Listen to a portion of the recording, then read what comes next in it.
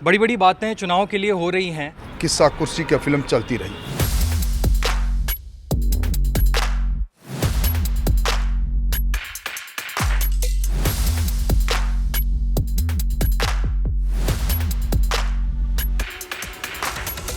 अब तक की राजस्थान की सबसे शर्मनाक हार की ओर कांग्रेस बढ़ चुकी है।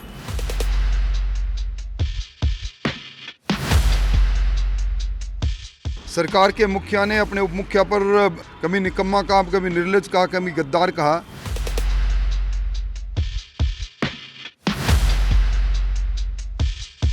इन्होंने जिस प्रकार की नौकरियों की लूट मचाई, किसी से छुपा हुआ नहीं, इसी से इस सरकार को नस्ते नबूद करेगा।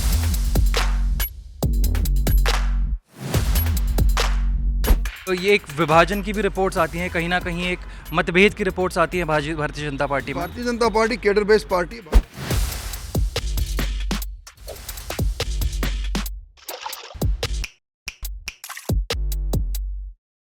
क्विंटर क्विंट हिंदी में आपका स्वागत है।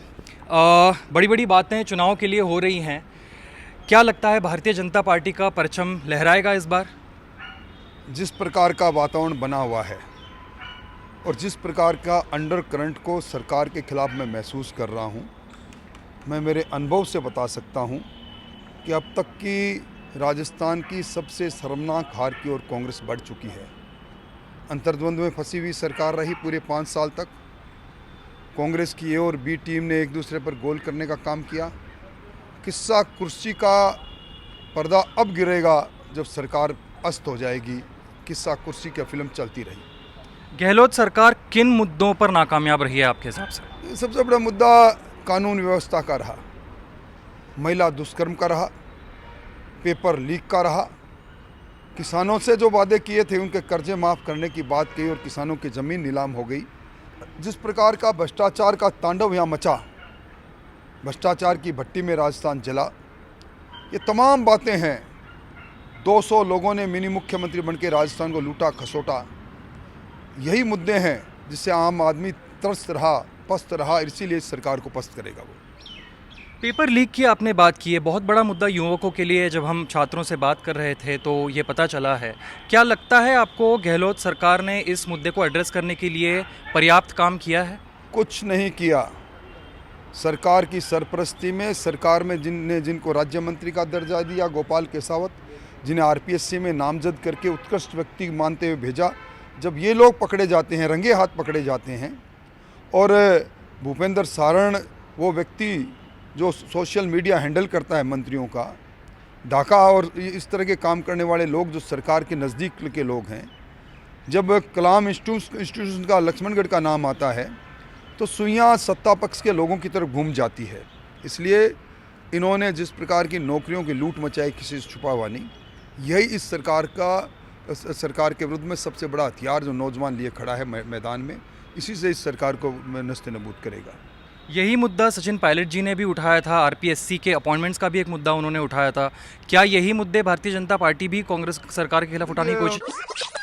अगर पेपर लीक होता है तो करप्शन की वजह से होता है, भ्रष्टाचार की वजह से होता है। हम लोगों को करारा प्रहार करना पड़ेगा। उन्होंने मुद्दा उठाया, फौरी तौर पर उठाया, पदयात्रा की, जनसंघर्ष यात्रा का नाम दिया, उसके बाद में भूल गए।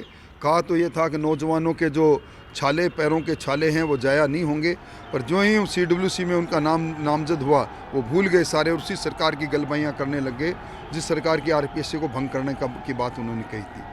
इसलिए उनके मुद्दे धारदार मुद्दे नहीं हैं। उनके मुद्दे अपनी कुर्सी और अपनी सरकार में अपना स्थान बनाने के लिए थे, जो लोग समझ चुके हैं।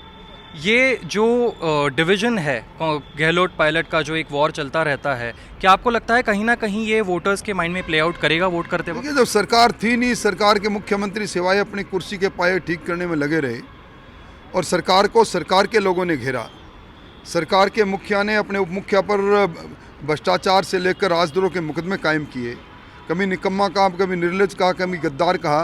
तो ऐसी सरकार के बारे में मुझे कहने की ज़रूरत नहीं। जनता में ये बात आ गई कि सरकार आभासी सरकार थी, सपनों का सौदागर सरकार थी जो सामने आ गई। भारतीय जनता पार्टी की लिस्ट आई है, कहीं ना कहीं कुछ लोगों में एक नाराज़गी नजर आई। क्या कहना चाहेंगे? कोई नाराज़गी नहीं, छोटी मोटी बात है, परिवार की बात है, सारी बात सल्ट गई, सारी बात ठीक हो गई।